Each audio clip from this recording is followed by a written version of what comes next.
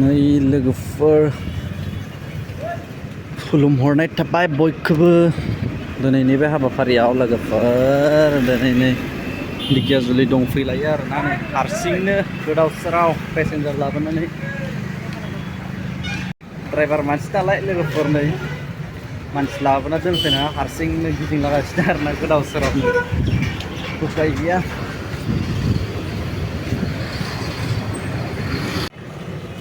नै गरमनि बेखौनो होफैबाय जानाया।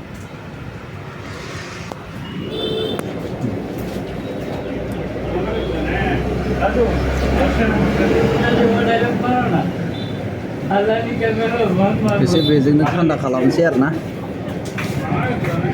देन्जार गरमलै लोगोफोर मारै जागोन गरमखायनोथ' गाइखेर दाखाखौनो एसे जाना होबाय आरोना।